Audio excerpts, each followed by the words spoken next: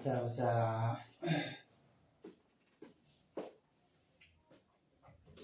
자, 16쪽으로 넘어갈게요.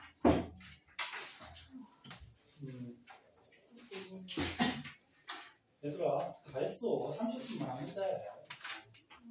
자, 16쪽에 보면은 원소 발견의 역사라 그래서 뭐 몇 년도에 무슨 원소를 뭐 지구 사람들이 발견했다 뭐 이런 건데 이런 거 뭐 과학에서 중요할까 안 할까? 안 해요. 사회도 아니기 때문에 요거는 그냥 심심할 때 한번 읽어보시고 중요하지 않기 때문에. 그 다음에 17쪽에 보면은 원소, 화합물, 원소기호, 불꽃반응 다 알지? 몰라? 알지? 불꽃반응 색깔은 약간 까먹은 사람이 있을 수 있으니까 1학기 때 배웠잖아 너네, 그치? 까먹은 사람은 고등학교 가서도 또 쓰이니까 한 번씩 외워두시고. 그리고 넘어갈게요. 자, 넘어가시면 18쪽에 보자. 18쪽에는 좀 새로운 것들이 나오니까 설명을 좀 해줄게요.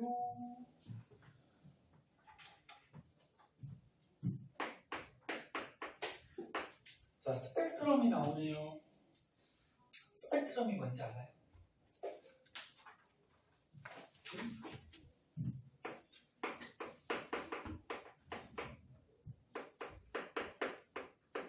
스펙트럼. 어디 갔냐? 스펙트럼이 뭐야? 빛이 나올 때, 요 빛의 색깔 띠를 스펙트럼이라고 해요. 그래서 너네 사람 눈에 보이는 빛은 가시광선이라고 그랬죠. 자외선 보여 안 보여? 적외선도 안 보이죠. 가시광선이 보이는데 여기서 말하는 빛의 색깔 띠는 가시광선의 띠를 얘기해요. 다른 빛은 사람이 관찰할 수가 없어요. 그럼 가시광선이 너네 알다시피 깔, 주, 노초, 화남 요 색깔 띠 요게 스펙트럼인데 무지개같이 빨주노초, 파남보 연속적으로 색깔 띠가 나오면 그건 무슨 스펙트럼이라고 그랬냐면 연속 스펙트럼이에요. 그런데 이걸 왜 그랬냐면 물리하고도 관련이 있는데 빛도 파동이에요. 파동이 뭐지? 아니 읽을 줄 알아요. 아까도 얘기했지. 읽지 말고 뭐냐? 파동이 뭐냐? 안 배웠니 너네? 배웠잖아. 지금 배우면 거기다 기억하는 것 같은데 파동이 뭐야? 한 점에서 또는 한 곳에서 진동이 생기면 그 진동이 어떻게 되는 거죠? 퍼져가는 거지. 모든 방향. 그치? 사방이라는 말은 잘 쓰지 마세요. 사방은 방향이 몇 군데지? 네 군데. 네 군데니까 동서남북 네 군데니까 서술형 같은 거나 이런 거 나올 때 사방이라는 말을 쓰지 말고 사방팔방도 쓰지 말고 사방팔방은 네 군데 여덟 군데라는 얘기죠. 그래서 모든 방향으로 이렇게 쓰는 거죠. 빛도 파동인데 여보세요. 보라색이 진동을 많이 하고요. 빨간색이 진동을 조금 해요. 얘가 진동수가 많고요. 얘가 진동수가 적어요.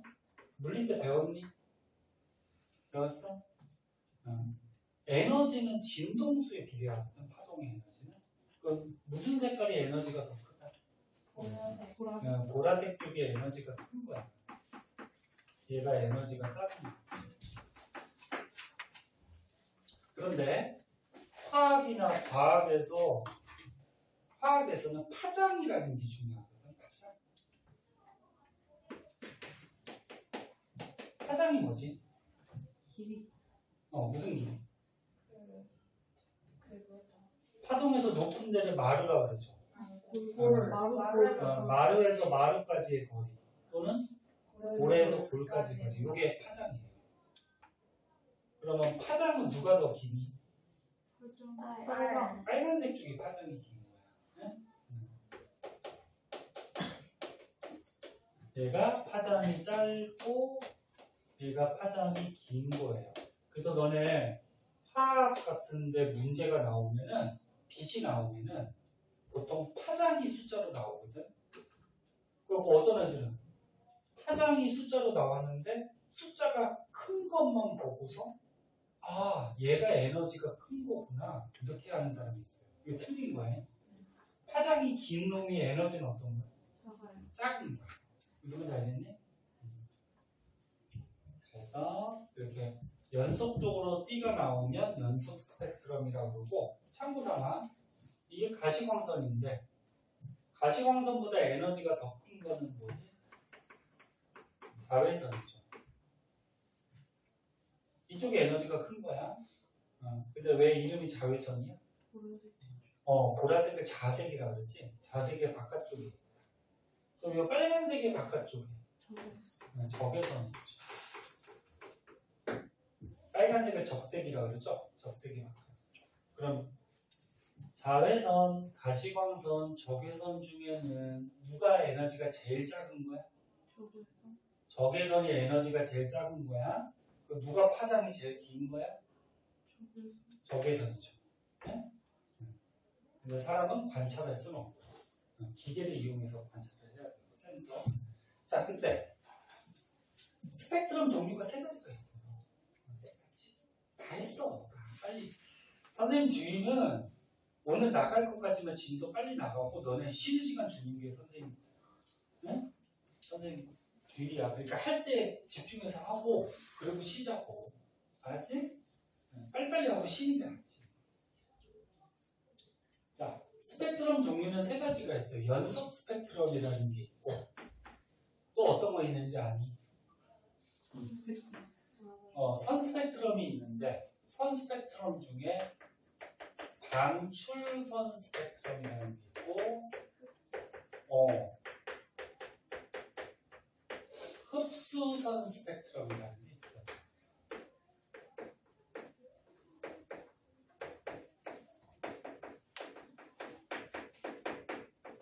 스펙트럼도 원리 들어가면은 굉장히 복잡한데 그 복잡한 과정을 이제 고등과정 할 때 나중에 한번 배우고 지금은 이 책에 나온 정도만 좀 가르쳐 줄게요. 봐봐. 방출선 스펙트럼은 이렇게 스펙트럼이 있을 때 빨주노초 파남보가 다 찍혀 나오는 게 아니고 어떻게 나오는 거지? 무슨 빨간 선, 뭐 노란 선, 파란 선 같이 일부 빛만 어떻게 돼? 방출돼서 나오는 거지. 선에. 그치? 그럼 흡수선 스펙트럼. 얘는 뭐지? 빨주노초 파남보가 다 있는데 중간중간에 검은 흡수선이 있는 거야.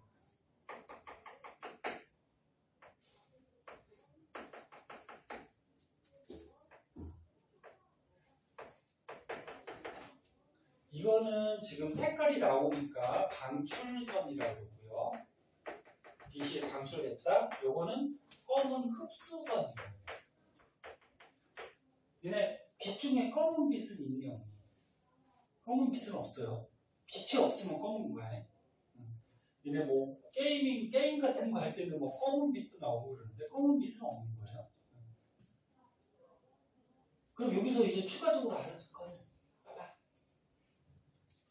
이런 방출 스펙트럼이 찍혀 나오는 거는 너네 1학기 때 배웠듯이 원소들의 스펙트럼을 찍으면 이렇게 방출선이 나와요. 그래서 1학기 때 원소마다 이 스펙트럼이 어때? 같아요, 달라요? 다르죠. 그래서 원소 구별할 수 있다고 배웠잖아요, 그렇지? 그래서 원소마다 방출 스펙트럼이 달라요. 그리고 흡수 스펙트럼은 보통 별빛들을 관찰하는 흡수 스펙트럼으로 관찰해요. 우주에 있는 별빛. 이게 자세한 원리가 있긴 한데 봐봐잉. 너네 우주에 별이 있어잉? 봐봐. 근데 우주에 뭐 수소, 헬륨이나 이런 가스 구름들이 군데군데 있단 말이야. 그리고 별에도 너네 대기가 있는 거 알고 있니? 별에도 대기가 있어요. 그럼 지구에서 이 별빛을 관측하는 거야. 스펙트럼을. 그런데 이 별빛이 맨 처음에 나올 때는 빨주노초파는 그거 다 나와요. 가시광선이. 그런데 별의 대기를 거치거나 이렇게 우주에 가스 구름을 거치면 이 빨주노초 파남보가 전부 다 지구로 올까 못 올까? 못 오죠. 이 대기나 이 가스 구름에서 일부 빛을 어떻게 할까? 흡수를 해버려. 흡수를 하기 때문에 모든 빛이 지구로 오지 못해요. 그래서 여기 검은색 여기에 빛은 어떻게 하는 거야? 이 별의 대기나 이런 가스 구름에서 어떻게 하는 거야? 흡수해버리는 거야. 그래서 우주의 별들은 태양도 먼데 우주의 별들은 굉장히 멀죠. 그래서 대부분 우주의 대기를 거치면서 이렇게 흡수선이 지구에서 관측이 돼요. 그럼 선생님이 이 위치를 왜 일치시켰냐면은 이것도 추가적으로 알아두세요. 잘 봐. 너는 지구에서 원소의 스펙트럼을 찍어. 그랬더니 예를 들어서 얘가 수소에선 스펙트럼이에요. 수소에. 그리고 어떤 A별에 흡수 스펙트럼을 찍었대. 근데 지금 위치가 어때? 이 수소하고 이 별이 약간 삐뚤어졌을 수는 있는데 일치하지, 그치? 그럼 나중에 고등과정에서 배우겠지만 원소의 방출 스펙트럼하고 안 들어도 돼. 평일에 한번 나오면 돼. 알지? 평일에 한번 나오면 돼. 알지? 그 다음에 별의 흡수 스펙트럼이 일치하면 이 별은 이 원소로 구성이 되어 있어요. 그래서 별들이 이루고 있는 원소를 알아낼 수가 있어요. 선생님 왜 이게 일치하면 이 별은 이 원소로 되어 있어요? 자세한 원리는 너무 복잡해요. 그래서 고등학교 때도 안 배워. 응? 대학교 전문적으로 가야지 배워. 그럼 너네가 알아줄 건 뭐다? 과학자들이 밝힌 거. 별의 흡수선하고 원소의 방출선이 일치하면 이 별은 이 원소로 구성이 됩니다. 그렇게 알아낼 수 있어요. 그래서 스펙트럼에 이렇게 세 가지가 있어요. 그러면 태양은 스펙트럼 찍으면 무슨 스펙트럼 나올까? 태양 빛은? 연소? 얘가 흡수야. 태양도. 태양도 대기가 있어요. 그래서 빛이 대기를 거쳐오다 보면 흡수로 나잖아. 근데 태양이 연속으로 이렇게 나온 책은 약간 초딩 책들이 이렇게 나올 수가 있거든. 걔네들이 이런 선 스펙트럼 안 배우거든. 그래서 그냥 초등학교 때는 단순하게 연속이다 뭐 이렇게 나오는 경우가 있는데, 태양도 별이기 때문에 대기가 있고 흡수선이 있다. 그럼 연속으로 나타나는 거는 뭐 대표적으로 뭐가 있냐면 백열등 같은 거. 백열등 너는 정부 알아요? 그 정부 있죠. 정부에서 나오는 빛의 스펙트럼 지금 이렇게 연속으로 나와요. 그 정도 한번 봐주시고요. 그 다음에 너는 저거는 배우지 않았니? 18쪽하고 19쪽에 그 원자설, 뭐 입자설, 연속설 뭐 이런 거는 배우지 않았니? 네. 이거 배웠지, 그치? 전에 과학선생님하고. 전에가 아니고 지금 배우고 있지. 너네 그러면 원장 선생님하고 뭐 배우는지? 3학년. 아, 3학년 거? 자율과 반응도요? 네. 아, 생명구분 배우는구나. 네. 그래서 요건 배운 거니까 넘어가고 19쪽에 동위원소가 나오는데 동위원소 선생님 저번 시간 설명해줬죠? 기억나? 알아두세요. 자, 다음 장으로 가면은 친구 되게 빨리 나온다. 자, 오늘 한 가지만 더 보고 끝내줄게요. 시계를 봐. 20분 남았어요. 시간 겁내 안 가요?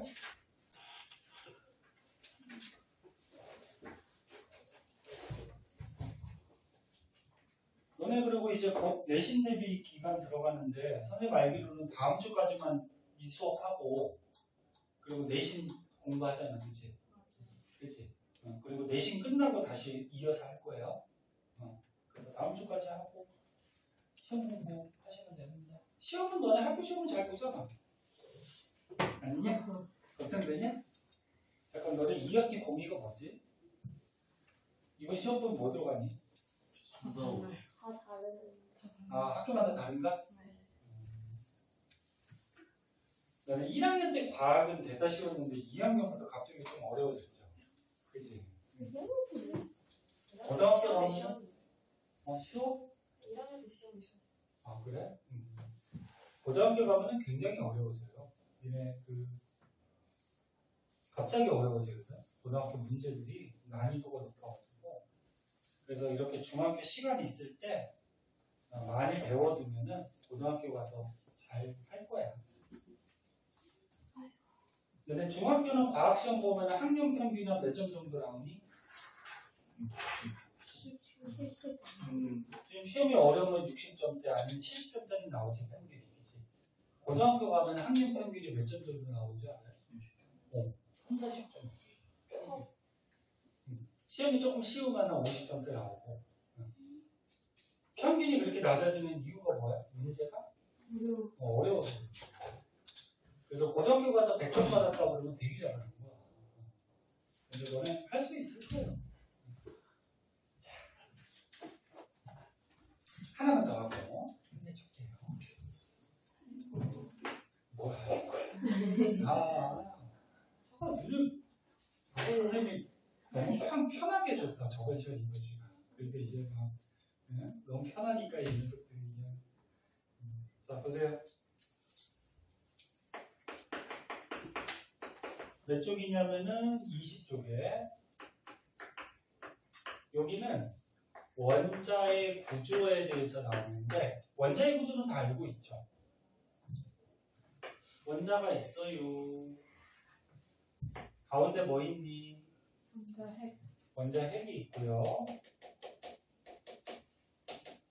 그리고 원자핵 안에는 또 뭐가 있니? 플러스 D는 양성자가 있고요. 그다음에 전기 안 D는 중성자가 있죠. 그리고 겉에는 마이너스 D면서 돌아다니는 애들 전자가 있죠. 선생님 이거 다 아는데 왜 썼냐면은 여기에서는 뭘 배우냐면은 옛날에 과학자들이 실험을 해서 이 원자 속에 있는 이런 입자들을 발견을 했어요. 그것도 알아둬야 돼요. 이것도 나오기 때문에. 맨 처음에 이 전자를 발견했는데 이 첫 번째 발견했어요. 톰슨이라는 과학자가 있어요. 톰슨이라는 과학자가 음극선 실험을 해요. 이 실험을 해서 전자라는 입자를 발견을 했어요. 그 다음은 원자핵을 발견해요. 러더퍼드라는 과학자가 있어요. 잠깐만, 어디 쓸까? 러더퍼드. 이 과학자가 알파 입자 산란 실험이라는 거예요. 이게 어떤 건지를 가르쳐 줄 거야, 이제. 그래서 원자핵을 발견해요. 그 다음에 이제 세 번째로 양성자를 발견해요. 요거는 요 원자핵 발견했던 러더퍼드하고 골트슈타인이라는 과학자들에 의해서 밝혀져요. 무슨 실험하냐면 양극선 실험이라고. 그 다음에 마지막으로 중성자를 발견해요. 체드윅이라는 과학자가 있는데, 체드윅이라는 과학자가 B가 무슨 원소지? 베릴륨판에 알파 입자 충돌 실험에서 발견해요. 그래서 현재 옛날에 과학자들이 이 입자들을 발견함에 따라서 현재 원자 구조가 나온 거야. 됐니? 그럼 오늘 음극선 실험 한 가지만 보고 끝내줄게요. 자, 음극선 실험 보자.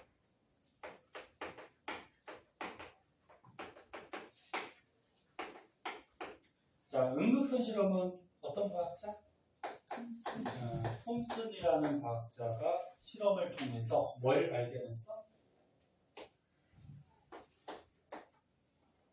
뭘 발견했어? 전자를 발견했어. 네? 그럼 실험 장치가 거기 간단하게 그려져 있는데, 자, 이렇게 관이 있어요. 자, 관이 있고, 요 안이 진공이야. 진공만을 준비했어. 그리고 한쪽에 금속판을 갖다 놨는데, 그리고 또 한쪽에 또 금속판을 갖다 놨어요. 그리고 구멍을 조그맣게 뚫어놨어. 잘 봐. 다 했어. 5분이면 끝나. 그리고서 이쪽에 전기를 꽂았는데, 이쪽에 플러스 전기를 꽂고, 여기는 마이너스 전기를 꽂고, 고전압. 전압을 굉장히 높여서 강한 전기를 보내줘야 돼요. 그랬더니 빛이 나오더래요. 여기서 빛. 그리고 구멍 뚫어 놓으니까 이 구멍으로 빛이 이렇게 가더래요. 그럼 이 톰슨이라는 과학자가 생각한 거죠. 이 빛이 왜 나오지? 빛이 왜 나올까? 그러면서 빛이 구멍 뚫어놨더니 플러스 극쪽으로 가네? 그럼 빛은 마이너스 성질이 있나 보다. 플러스로 끌려갔으니까, 그지? 그래서 마이너스 성질이 있나 보다 그러면서 음극선이라고 얘기해요. 이 빛이 왜 나왔냐면, 봐봐. 금속판, 물질이지. 그럼 얘네들도 뭘로 구성이 돼 있어? 원자로 구성이 돼 있겠죠. 그치? 맞니? 원자로 구성이 돼 있는데, 고전압. 전기 에너지를 공급시켜줬어. 그럼 전기 에너지를 공급하면 이 전자들이 어떻게 될까? 에너지 받으니까 운동이 빨라지면서 튀어나올 수 있어. 그러니까 선생님 너무 크게 얘기하면 또 약간 방해될 수 있으니까 다시 얘기할게. 이 전자가 원래는 이 원자 안에서 돌아다니죠. 원자핵이 플러스 T니까 이 마이너스 전자를 어떻게 끌어당길 거 아니야, 그치? 그래서 벗어나지 못하고 이 안에서 돌아다니며, 근데 에너지를 공급했어. 그럼 전자들의 에너지가 어떻게 돼? 커지겠죠. 커지다 보면 어떻게 될까? 튀어나올 수도 있다. 빨라져서. 그래서 고전압 전기 에너지를 보내주면 여기에서 금속판에서 전자들이 툭툭 튀어나와. 툭툭. 원자 밖으로. 근데 튀어나왔는데 마이너스 T잖아. 그럼 어디로 끌려? 플러스로 끌려가겠죠. 끌려가는데 얘가 에너지를 갖고 있죠. 에너지 갖고 있으니까 빛이 나오는 거야. 에너지가 있으니까. 그래서 사람 눈에 보이는 빛이 보이고 얘가 끌려가던 힘에 의해서 이쪽으로 이렇게 통과해서 가게 돼. 그래서 결론은 톰슨이라는 과학자가 이런 음극선 실험을 통해서 물질 안에 전자가 있구나. 즉 마이너스 T는 무슨 입자가 있구나. 그러면서 전자라는 말을 나중에 쓰게 되죠. 그러면서 이제 톰슨이 모형을 하나 제시하거든. 원자 모형.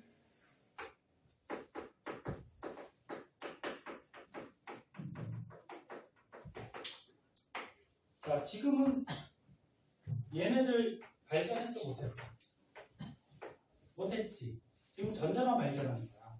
그래서 톰슨이라는 과학자가 물질 안에, 원자 안에 이런 마이너스 T는 전자가 군데군데 박혀 있다. 이런 원자 구조를 얘기해요. 그런데 전자만 있으면 세상의 모든 물질이 다 마이너스 되어야 되잖아. 그치? 그래서 플러스는 아직 뭔지 모르지만 요 원자에 플러스가 바다같이 퍼져 있고 그 위에 전자가 박혀 있다. 그리고 에너지를 받으면 박혀 있던 전자가 튀어나온 거다. 뭐 그렇게 모형을 주장을 해요. 맞는 건 아니죠. 그러니까 옛날에 얘기한 거니까. 자, 그런 내용이 20쪽에 적혀 있어요. 되니? 그래서 이 정도 설명해 준 정도만 아시면 되고, 거기 또 추가적으로 저것도 있구나. 너네 가운데 그림 한번 볼래? 너네 여기 가운데 그림에 요거 3개 나오죠? 보이니? 가운데 표? 그럼 보세요. 첫 번째는 뭐냐면, 이 음극선이 나오는 데다가 어떤 물체를 갖다 놨더니 뒤에 그림자가 생겼어요. 그러니까 여기. 음극선이 나오지. 근데 이쪽에다가 무슨 물체를 갖다 놨더니 뒤에 그림자가 생겨. 그럼 너네 그림자는 빛이 직진하기 때문에 생기죠. 너네 선생님 손바닥 여기 갖다 대면 빛이 직진하니까 선생님 모양대로 그림자가 생기는 거지. 그러면 여보세요. 그림자가 생긴다는 걸 봐서 이 음극선은 어떤 성질일까? 직진하는 성질이다. 그런 것도 얘기했고, 그 다음에 두 번째 나그림을 보니까 어떻게 돼? 음극선이 가고 있는 곳에다가 바람개비를 갖다 놨더니 바람개비가 돌더래. 그럼 봐봐, 이 바람개비 날개가 있어. 네? 그 음극선이 와서 얘를 치니까 돌아가는 거지. 근데 너네 얘를 치려면은 이 음극선 전자가 질량이 있어야 돼. 질량이 없으면 칠 수가 없어요. 그래서 바람개비를 돌렸다는 얘기는 음극선, 즉 전자가 뭐가 있다? 질량이 있다라는 걸 또 알아야 되겠네. 그럼 세 번째는 음극선이 가고 있는데 거기다가 플러스 마이너스를 옆에다가 하나 더 연결시켜 놨죠. 그때는 음극선이 어느 쪽으로 휘었어? 플러스 쪽으로 휘었지. 그럼 플러스 쪽으로 휜 걸로 봐서 음극선은 무슨 전하를 띈다? 마이너스 전하를 띈다. 그래서 이렇게 추가 실험을 통해서 음극선의 성질까지도 알아낸 거예요. 너무 빨랐니? 뭐 크게 어렵지 않죠? 그래서 다음 시간에 우리 시간 모자르니까 다음 시간에 이 원자의 기도 좀 가르쳐줄게요. 그럼 숙제는 어디까지? 많지 않아? 배운 데까지? 그러면 14초까지죠? 맞나? 14초까지 문제 풀고 채점하고 모르는 거 체크해서 가지고 오시고, 그리고 또 숙제 하나 뭐? 노트 정리하는 거? 많지 않아요?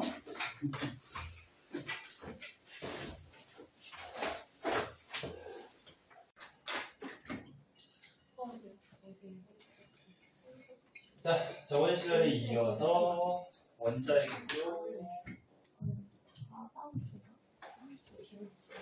하자.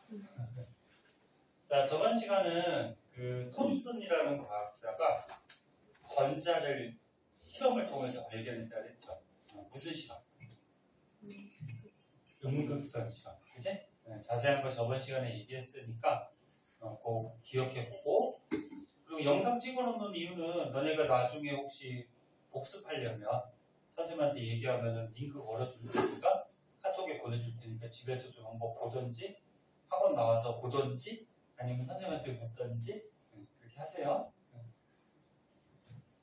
전자를 발견하고 그 다음에 원자 안에 무슨 입자를 발견했다 그랬죠? 전자 발견한 다음에 원자핵 발견했다. 네? 원자핵을 발견하는데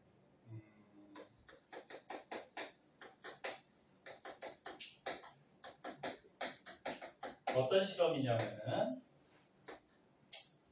알파 입자 산란 실험이라는 게 있어요.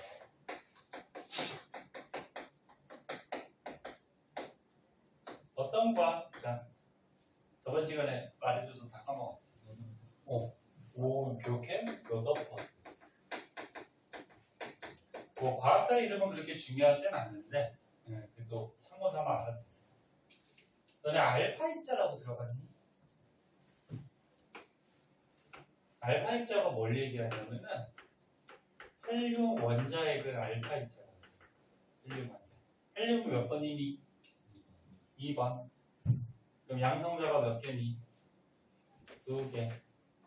근데 원자핵에 이렇게 양성자만 있으면 양성자끼리의 반발력 때문에 원자핵이 유지가 안 돼요. 뽀개져요. 서로 반발하니까. 그래서 일반적인 헬륨은 여기에 중성자가 2개 이렇게 껴있어서 이 원자핵의 반발력을 중성자가 어떻게 완화시켜줘요. 이게 헬륨 원자핵. 아무튼 원자핵이니까 무슨 전기입니까? 플러스 띄겠죠. 요걸 알파 입자다. 그 알파 입자가 있으면 또 무슨 입자도 있을까? 알파 다음에 뭐니? 베타 입자도 있는데 베타 입자도 나중에 한번 나올 기회가 있을 텐데 베타 입자는 전자를 베타 입자예요. 전자. 자, 산란이 뭐니? 산란. 산란.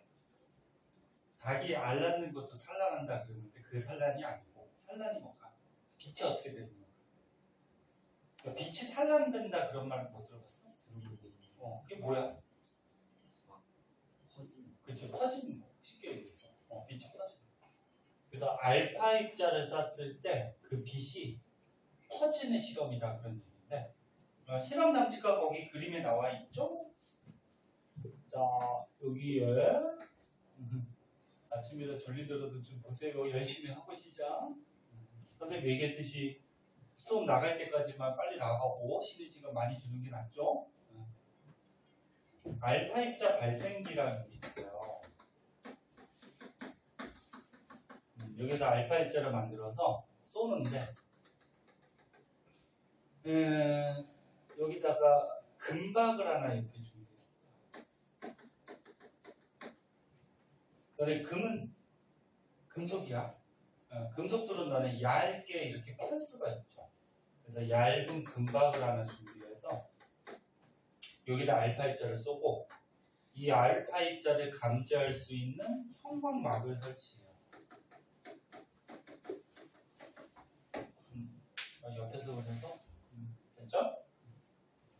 그 알파 입자가 무슨 전기 띄고 있어? 여기 플러스 띄고 있는 건데 당연히 입자가 작으니까 눈에 보이진 않아요. 그럼 얇은 금박에 쐈더니 어떤 현상이 벌어졌냐면은 대부분이 얇은 금박을 그냥 통과하대요. 그런데 일부가 이렇게 굴절을 하든지 심지어 반사도 하고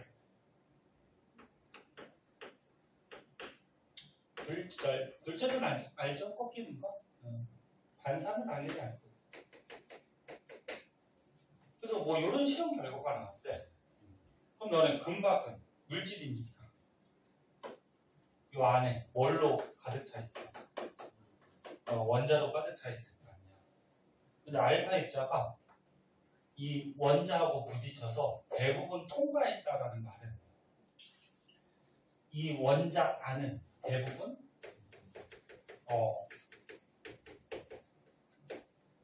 빈 공간으로 되어 있다.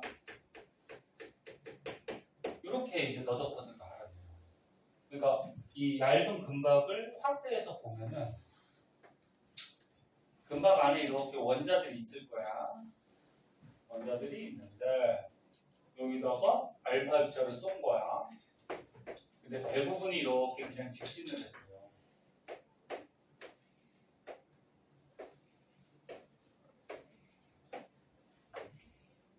대부분이 직진한 걸로 봐서 이 원자 안은 대부분이 빈 공간으로 되어 있기 때문에 그냥 직진했겠죠. 그런데 일부가 어떻게 됐대? 굴절하거나 반사를 했대요. 그래서 러더버드가 얘가 왜 굴절하고 반사할까? 요 원자 안에, 그러니까 물질이 있는 원자 안에 플러스 띄는 뭔가가 있다는 거죠. 봐봐. 요 원자 안에 이렇게 플러스 띄는 어떤 입자가 있다 그러면 알파 입자가 무슨 점이 돼요? 플러스 띄니까. 요 플러스 띄는 알파 입자가 가서 비스듬하게 부딪히면 어떻게 될까? 반발력 때문에 알파 입자가 이렇게 굴절할 수 있겠죠. 그리고 거의 정면으로 가게 되면 알파 입자도 플러스고 원자핵도 플러스니까 반발력 때문에 반사도 할 수 있겠지. 그치? 그래서 뭐 이런 식으로 일부 알파 입자가 굴절이나 반사하는 걸로 봐서 원자 안에 플러스 띄는 뭔가가 있다. 그러면서 이 플러스 띄는 거를 원자 핵이다 라고 이제 밝혀내는 거죠. 그래서 일부가 굴절하고 반사한다.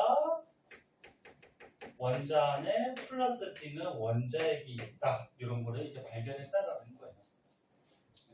그래서 이 정도 개념만 알아두시고 나머지 더 자세한 거는 복잡해요.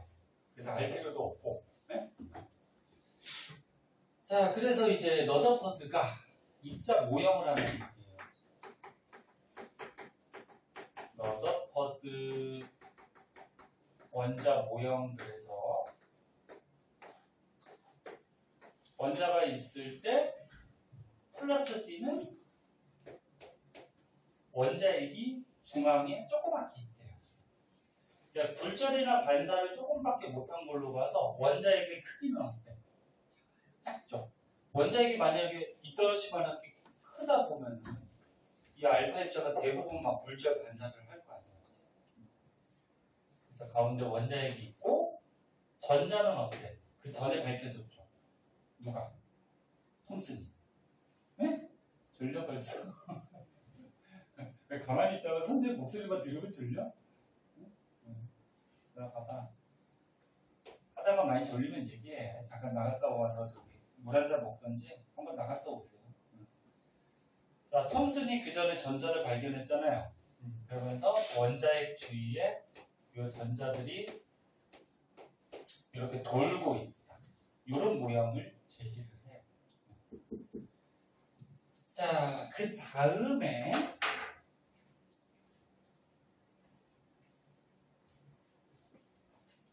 원자핵 안에 양성자, 중성자를 발견하게 되는데 그 책의 밑에 보면은 원자 모형, 러더퍼드 원자 모형의 한계라 그래서 하나가 더 나오네. 이거 한번 보자.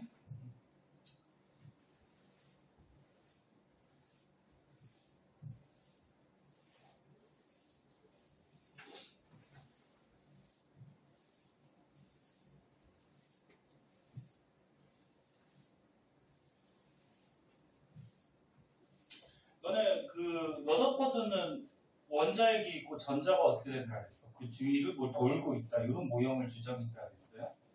아직까지 전자 껍질은 알아냈어요? 못 알아냈어요? 못 알아냈죠. 근데 실제 원자 안에는 전자들이 움직여 다니는 뭐가 있어? 전자 껍질이 있단 말이야. 네? 이거 저번 시간에 한번 얘기했나? 봐봐. 원자핵이 있어요. 그리고 전자들이 돌아다니는 이렇게 전자 껍질들이 있는데 이 껍질은 무한대까지 있어요. 여기 껍질 안에서 이 전자들이 돌아다니는 건데 이 껍질하고 껍질 사이에는 전자가 있을 수 있니? 없어요. 그런데 이렇게 옮겨갈 수는 있어요. 이런 식으로. 근데 원자 안에서 이 전자들이 갖고 있는 에너지를 보면 바깥쪽으로 갈수록 에너지가 어떻게 된다 했지? 전자들의 에너지가 커진다 했죠. 얘기했죠. 에너지가 커져. 껍질의 에너지가 좀 작아요. 그리고 에너지가 작은 게 안정이, 큰 게 안정이. 작은 게 안정. 에너지가 커지면 커질수록 불안정해져요. 너네 첫 번째 껍질에 있을 때 가장 안정한데, 가장 안정한 상태를 바닥 상태 들어갔니? 한번 들어봤어? 너네 바닥에 이렇게 벌러덩 누워있으면 안정하잖아. 편안하고. 에너지가 작은 껍질에 전자가 있어서 안정한 상태를 바닥 상태라고. 그럼 에너지가 커져서 불안정한 상태는 무슨 상태라고 되는지 알아요? 들뜬 상태 들어봤어? 들떠있다. 들떠있으면 불안정하잖아. 그치? 자, 그때 얘들아, 전자가 이렇게 올라갈 때는 에너지가 커지는 거야, 작아지는 거야? 커지는 거죠. 작은 데서 큰 쪽으로 갔으니까, 그치? 그럼 에너지가 커지려면 에너지를 흡수해야 되니 방출해야 되니? 흡수해야 되죠. 요거 차이 나는 만큼 에너지를 흡수해야 돼. 에너지 흡수할 때는 우리가 스펙트럼으로 찍었을 때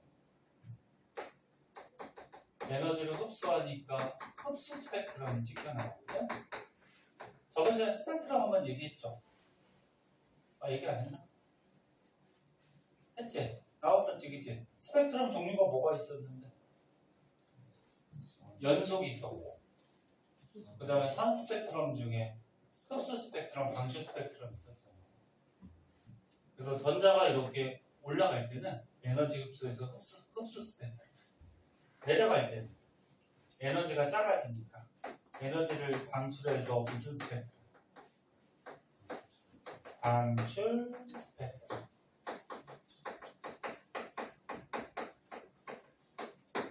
근데 밑에 자리가 비어있다 그러면 전자는 가능하면 올라가려고 그럴까 내려오려고 그럴까? 내려오려고 그러겠죠. 왜? 내려와야지 안정이 되니까. 그래서 우리는 원소들, 원자들의 스펙트럼을 찍으면 가능하면 내려오면서 에너지 방출하면서 무슨 스펙트럼? 방출 스펙트럼을 찍힌다. 근데 이 너더퍼드라는 과학자는 아직까지 전자 껍질이라는 거는 발견을 못했어요. 그죠? 그래서 나중에 보어라는 과학자가 나와요. 보어 유명한 과학자라서 들어본 사람도 있을 텐데 보어라는 과학자가 이 원소들, 원자들에서 선 스펙트럼을 찍게 돼요.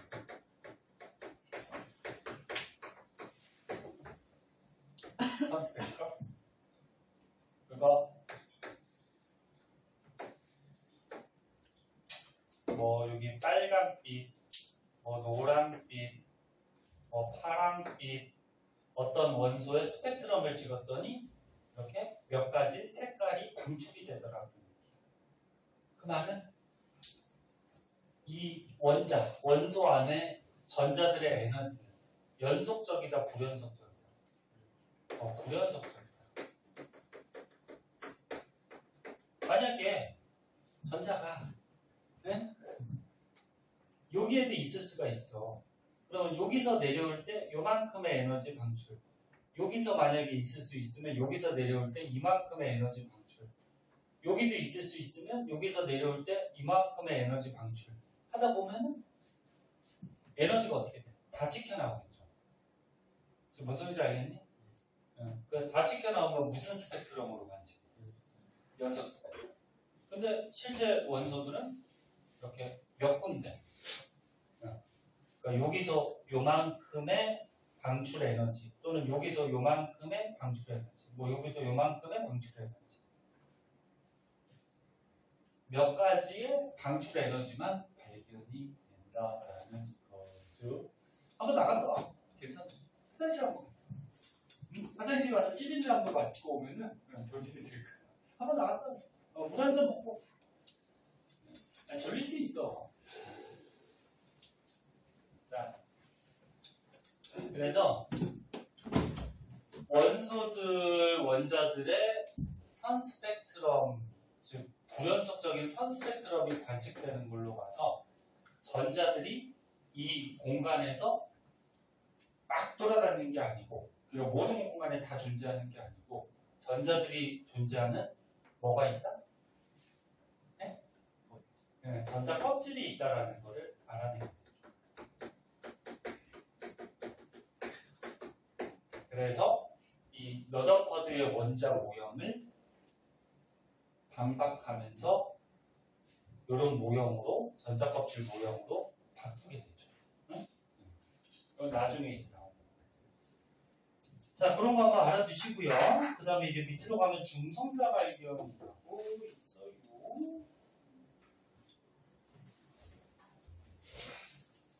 중성자 발견.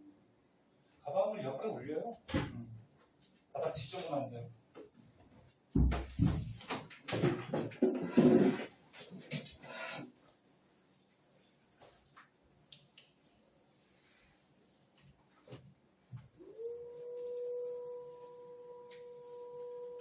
선생님도 주말은 수업이 많고 그래서 저번에 주에도 얘기했듯이 한 5시간밖에 못 자거든. 5시간 자고 와서 선생님 이렇게 수업하는데 니네들 선생님보다 많이 잤을 거 아니야? 아니야? 어제 게임하느라고 조금밖에 못 잤어요? 그리고 선생님 저번에 한번 얘기 안 했나? 니네 너무 선생님 수업만 이렇게 듣고 있으면 졸리니까 발표 수업도 한번 하고 얘기 안 했니? 우리 무슨 주제 좀 정해갖고 매주 하나씩 응? 과학에 대한 발표 수업도 하고 그럼 재밌지 않을까? 안 좋아하냐 그런 거? 응? 우리나라 교육이 이렇게 주의식 교육이라서 별로 좋지가 않아. 그래서 너네가 좀 스스로 자기 생각도 좀 얘기하고 그런 수업들이 좋은 건데.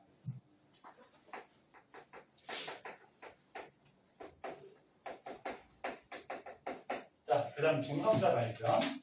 중성자 발견은 그 실험이 안 나온 것 같은데, 옛날에 그 원자핵 발견했던 러더퍼드라는 과학자하고 그 다음에 골트슈타인이라는 과학자가 있어요. 이 과학자들에 의해서 밝혀지게 되는데 무슨 실험을 하냐면 양극선 실험.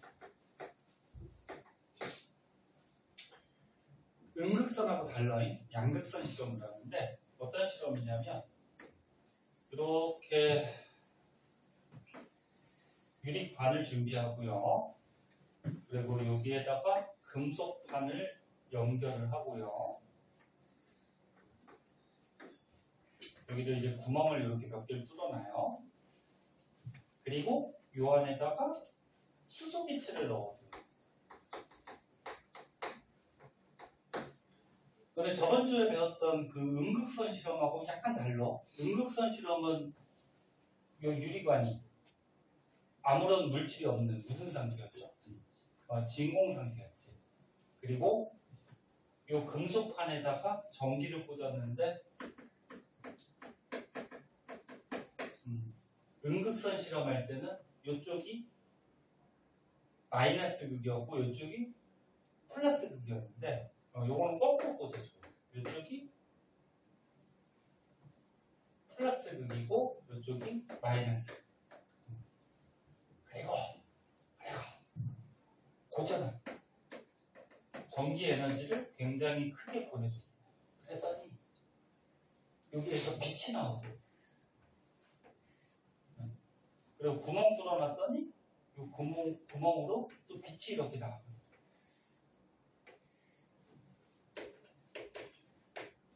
그래서 이런 과학자들이 이런 실험을 했더니 왜 빛이 왜 나올까 또 연구를 한 거죠. 근데 빛이 어느 쪽으로 끌려갔어? 아니 자꾸 대답해봐 이 녀석들아. 가만히 있으면 졸려. 선생님이 가르쳐주잖아. 이거 못 읽어? 마이너스 극으로 빛이 끌려갔지, 그치? 그러면 이 빛이 마이너스 쪽으로 끌려간 걸로 봐서 이 빛은 플러스 성질이 있다, 마이너스 성질이 있다? 플러스 성질이 있으니까 마이너스로 끌려갔겠지. 그지? 그래서 플러스 성질이 있다 해서 이거를 양극선이라고 얘기를 해요. 네? 이 빛이 왜 나왔냐 그거거든. 근데 요 안에다가 지금 무슨 기체 넣어줬어? 수소. 수소가 원자번호 몇 번? 1번. 그럼 수소는 양성자 하나 있고 전자가 하나 있죠. 요게 수소 원자야. 근데 수소 원자 핵에는 양성자 하나밖에 없어요. 일반적인 수소는. 왜? 양성자 하나만 있어도 반발력이 있어 없어? 없으니까 그냥 존재할 수 있겠죠. 중성자가 필요 없다. 그래서 양성자 하나, 전자 하나로 이루어진 게 일반적인 수소예요. 근데 고전하고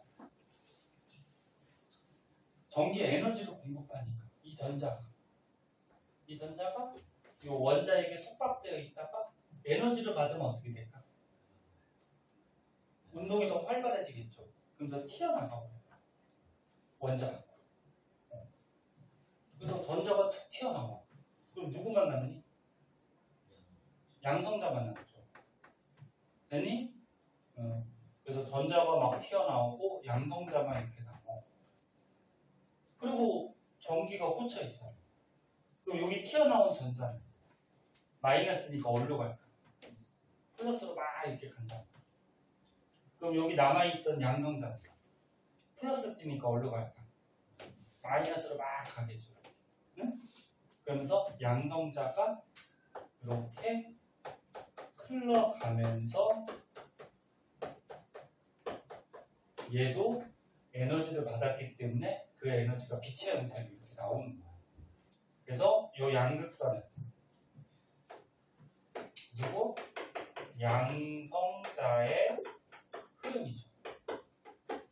그래서 이런 실험을 통해서 이제 원자 안에 이런 플러스 띄는 양성자가 있구나 그런 걸 발견해요.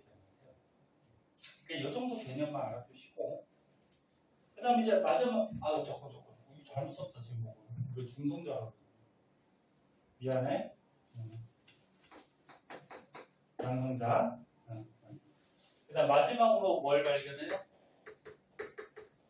중성자를 발견하는데 과학자 중에 저번 시간에 얘기했듯이 체드윅이라는 과학자가 있어요.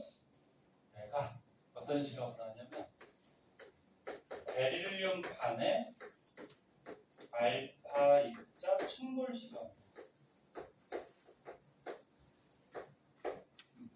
근데 베릴륨이 금속이에요. 금속 원소 중에. 그래서 베릴륨판을 얇게 이렇게 만들었어요. 아까 금박같이 얇게 만든 다음에 여기다가 또 이제 알파 입자 발생기 위해서 알파 입자를 쏜 거예요.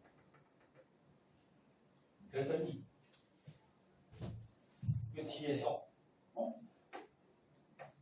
어떤 입자가 이렇게 툭툭 튀어나왔는데 지금까지 하고 다르게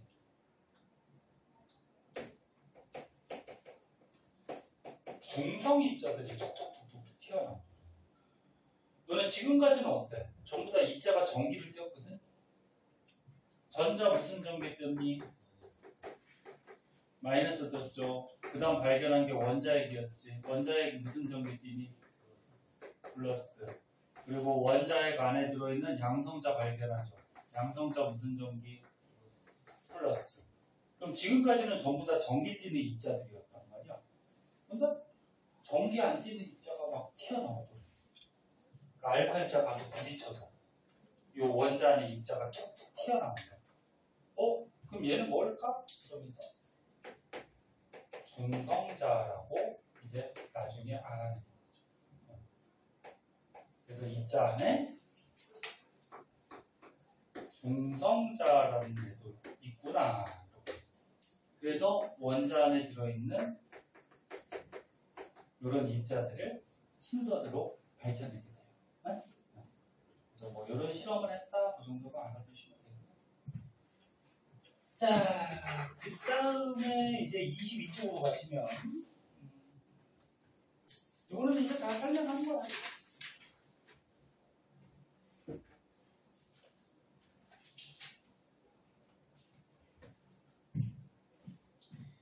22쪽에 가면은 보호. 아까 처음에 지웠는데 보호가 무슨 스펙트럼? 산 스펙트럼. 좀 구체적으로 얘기하면 방출선. 빛이 나오는 방출선 스펙트럼을 통해서 원자 안에 뭐가 있다? 전자 껍질이 있다. 전자 껍질이 있고 그 껍질 안에서 전자들이 돌아다닌다는 것을 알아내거든. 그럼 조금 자세하게 한번 볼게요. 와이프 너무 클까? 빛이 방해된다.